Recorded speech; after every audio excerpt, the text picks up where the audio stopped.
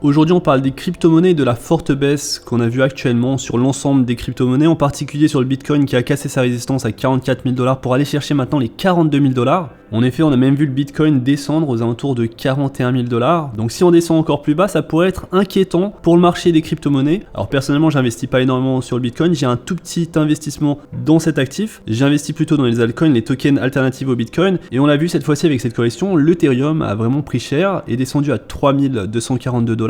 Alors que récemment on était resté aux alentours de 4 000 $, et il n'y a pas si longtemps on était monté à un sommet historique de 4 800 $. On a des projets très solides comme Solana qui sont aujourd'hui à 141 $, des projets comme Cardano qui sont beaucoup moins volatiles, on va dire que c'est un peu comme des stablecoins. Cardano reste entre 1,2 $ et 1,3 $, aujourd'hui à un prix de 1,24 $. Et on a d'autres projets, des projets qui surprennent, et c'est le cas du projet Cosmos de token symbole Atom, un projet qui possède une valorisation de 9,4 milliards de $, un prix actuel à 42 $. On va voir dans cette vidéo pourquoi une telle baisse sur les actifs cryptographiques. Est-ce que c'est un signe dangereux pour nous investisseurs ou alors ça représente une opportunité pour ceux qui veulent se lancer dans l'investissement des crypto-monnaies et qui ont un horizon long terme? Je vous dirai aussi comment je réagis à cette situation. Est-ce que je vends toutes mes crypto-monnaies ou alors est-ce que j'accumule car je pense que c'est peut-être un bon point d'entrée pour un investissement long terme? Salut à tous et bienvenue dans cette nouvelle vidéo. Aujourd'hui on parle des crypto-monnaies, de la forte correction de prix qu'on a eu sur l'ensemble des crypto-monnaies, sur le Bitcoin qui est descendu à 41 000 $, qui remonte un petit peu, on a l'impression qu'il se stabilise maintenant aux alentours des 42 000 $. Alors il est possible qu'on descende encore plus, j'espère pas, et je vais vous montrer quelques graphes qui montrent qu'on pourrait rester à ce niveau-là pour avoir un rebond sur des niveaux supérieurs, et donc que ce serait potentiellement un bon point d'entrée pour ceux qui veulent investir sur des actifs cryptographiques. Et donc comme d'habitude, avant de commencer cette vidéo, je compte sur vous pour liker la vidéo, pour vous abonner à la chaîne, mais également pour me rejoindre sur mon Twitter. Alors le 5 janvier, on a commencé à avoir une correction sur le Bitcoin, une chute à 43,7 000 $, après une annonce de la Réserve fédérale qui ont reconfirmé les plans d'augmentation des taux. Et en effet, la Fed s'est engagée à réduire son bilan et à augmenter les taux d'intérêt en 2022. Donc fallait qu'il fasse cette annonce en début d'année comme par hasard. On avait déjà une correction qui commençait sur l'ensemble des marchés boursiers américains. Et on a eu donc après le Bitcoin, le prix du Bitcoin qui a emboîté le pas en tombant en dessous des 44 000 $, déclenchant une cascade de liquidités qui a atteint 222 millions de dollars en moins d'une heure. Alors pendant quelques jours, on avait un support à 46 000 $. Maintenant on l'a cassé, on est descendu à 44, puis ensuite maintenant descendu à 42 000 $. Et donc maintenant ce qu'on attend du Bitcoin si on veut poursuivre vers la hausse, vers un bull run, c'est qu'il reprenne les 46 000 $. Alors est-ce que c'est grave si on ne repasse pas au-dessus des 46 000 $? On pourrait forcément donc connaître une période baissière prolongée sur l'ensemble des crypto-monnaies, on serait en quelque sorte en bear market ou en transition bear market, et on pourrait même peut-être aller chercher les 30 000 $ sur le Bitcoin comme on l'a vu en 2021, et donc forcément ça ferait mal à beaucoup de crypto-monnaies actuellement. Généralement si on connaît une période prolongée comme ça, c'est pour avoir un meilleur bull run, un meilleur rebond sur l'ensemble des crypto-monnaies, un Bitcoin qui irait chercher les 150 000 $, 200 000 $ sur les prochaines années. Et aujourd'hui donc c'est la situation qu'on a actuellement, 42 000 $. Forcément les actifs cryptographiques ne peuvent pas toujours augmenter en prix. Il y a des corrections, il y a des volatilités. Le plus dur c'est toujours de garder ses positions lorsqu'il y a de fortes corrections comme ça. Et généralement c'est pas une bonne idée de vendre lorsque tout baisse, c'est généralement une bonne idée d'attendre un petit rebond si on souhaite sortir du marché. Et donc sur cette correction actuelle, je pense qu'on aura justement un petit rebond. Et donc ceux qui souhaitent prendre leur profit parce qu'ils pensent qu'il va y avoir une période baissière prolongée et qu'on pourrait potentiellement aller voir les 30 000 $ sur le Bitcoin, je pense que ceux-là devraient profiter du rebond qu'on va avoir sur le Bitcoin, car aujourd'hui c'est pas vraiment le meilleur moment de vendre. Forcément si vous n'avez pas vendu avant, ce n'est pas aujourd'hui qu'il faut vendre, car on est sur le stock RSI en journalier en zone de survente, et sur le RSI on est sur des valeurs vraiment très faibles. Une valeur de 30 sur le RSI, c'est quelque chose qu'on n'avait pas vu beaucoup. Ce qu'il faut faire, c'est toujours vendre lorsqu'on a un prix qui monte. Lorsque les valeurs du RSI, lorsque les valeurs du stock RSI sont élevées, c'est à ce moment-là qu'il faut vendre. C'est toujours mieux de vendre à ce moment-là. Mais aujourd'hui, clairement pour moi, ce n'est pas une zone de vente. Pour moi, c'est une zone où ceux qui sont assez courageux peuvent prendre des risques pour investir, faire du trading sur du court terme, ou alors pour d'autres qui ont des horizons long terme d'investissement dans les crypto-monnaies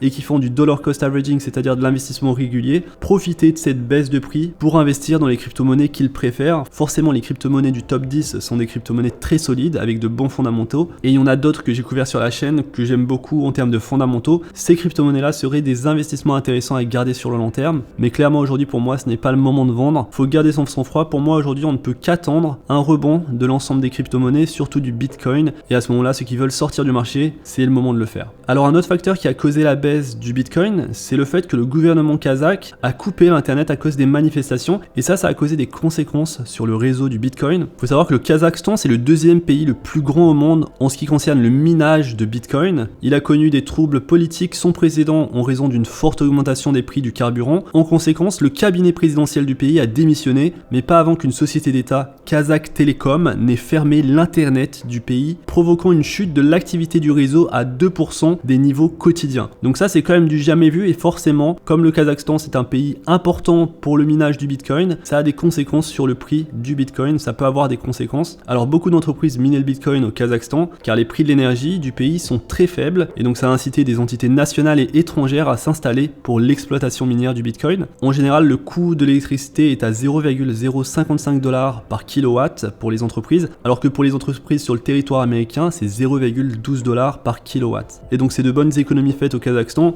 forcément s'il y a internet. Alors il n'y a pas que des mauvaises nouvelles, sur ce graphique on peut voir les premiers et les deuxièmes cycles de halving du Bitcoin. Donc un halving, c'est lorsqu'on va diviser par deux la récompense pour les transactions de minage du Bitcoin, et donc les mineurs de Bitcoin vont miner 2 fois moins de Bitcoin qu'avant le halving. Donc c'est un événement qui réduit également de moitié le taux d'inflation de Bitcoin et le taux auquel les nouveaux Bitcoins entrent en circulation. Donc forcément après un halving, ce qu'on a c'est une forte augmentation du prix, car on vient apporter de la valeur au Bitcoin en rendant plus difficile le minage de celui-ci. Donc après le halving de 2013, il y a eu une forte augmentation du prix, c'était le premier cycle de halving. En 2017, après le halving, il y a eu une très forte augmentation de prix, et en 2020, après le halving, on a eu une forte augmentation de prix, et aujourd'hui beaucoup d'investisseurs pensent que ce n'était pas le top de marché à ce niveau-là, et qu'on pourrait aller donc voir bien plus haut pour redescendre en bear market comme on l'a généralement après un halving. Donc je pense également comme ça, je pense qu'on est toujours dans un bull run, on peut avoir une période baissière prolongée, et donc généralement on a une ligne de support de Fibonacci à 2,618, et on voit que généralement lorsqu'on touche cette ligne, on touche cette ligne pour toujours remonter, et donc potentiellement ça pourrait être un signe que le Bitcoin actuellement est en zone de survente, et que ça pourrait donc représenter une opportunité d'accumuler à ce niveau actuel à 42 000 $. Alors on pourrait descendre un petit peu en dessous, mais ça nous étonnerait quand même de descendre bien en dessous, aux alentours de 10, 15, 20 000 $. Ce serait très étonnant compte tenu de la configuration actuelle, et si on pense qu'on n'a pas fait de top de marché, on pourra donc avoir une deuxième leg pour ce fameux retour de bull run sur le Bitcoin. Ce qui est étonnant à voir, et c'est là où vous pouvez réellement comprendre la psychologie des marchés, c'est que les gens sont prêts à investir sur le Bitcoin lorsqu'il est à 69 000 $, mais lorsqu'il est à 42 000 $, les gens ont peur, n'investissent pas, et c'est la raison pour laquelle ces gens-là perdent sur le marché. Lorsqu'il y a de la peur dans les marchés, c'est parfois le meilleur moment d'investir, et à contrario, lorsqu'il y a de l'euphorie dans les marchés, c'est parfois le moment de prendre ses profits. Et d'ailleurs, pour de la peur, on va en parler maintenant, le Fear and Greed Index est en extrême peur à 18, et hier on avait encore plus peur, on était à 15, et donc aujourd'hui on se situe dans un climat de peur extrême, et c'est peut-être intéressant d'investir. Graphiquement, lorsqu'il y a de la peur, c'est toujours les meilleurs moments d'investir, car généralement on a un bon rebond par la suite, ça peut prendre quelques semaines, quelques jours, mais on a un bon rebond, et ceux qui investissent lorsqu'il y a de la peur et qui vendent lorsque ça remonte, et c'est généralement le cas des institutions, des smart investors, ces gens-là et ces institutions investissent lorsqu'il y a de la peur, et pas forcément lorsque le prix du Bitcoin a bien augmenté pour aller chercher des sommets à 69 000 $. Et donc voilà pour cette vidéo. De mon côté, je garde mon sang-froid sur cette correction. Demain ou après-demain, je vous sors une vidéo sur les projets dans lesquels j'investis actuellement. J'ai commencé d'ores et déjà à accumuler dans quelques projets, des projets très intéressants qui ont beaucoup de choses à apporter sur l'année 2022. Et également, je vous fais une mise à jour d'un projet que j'avais couvert sur la chaîne, le projet Multivac. On parlera donc de ça sur la prochaine vidéo. En description de cette vidéo, vous pouvez retrouver mon lien d'affiliation pour la plateforme PrimeXBT, une plateforme donc qui vous permet d'investir sur le Bitcoin, sur l'Ethereum, sur des actifs crypto. Donc vous retrouverez mon lien d'affiliation si vous souhaitez utiliser ce lien. Je vous en remercie d'avance, j'espère que cette vidéo vous a plu. Si c'est le cas, n'hésitez pas à liker la vidéo, à vous abonner à la chaîne. On se retrouve très vite pour une prochaine vidéo. D'ici là, faites attention à vous, investissez bien et à la prochaine. Peace.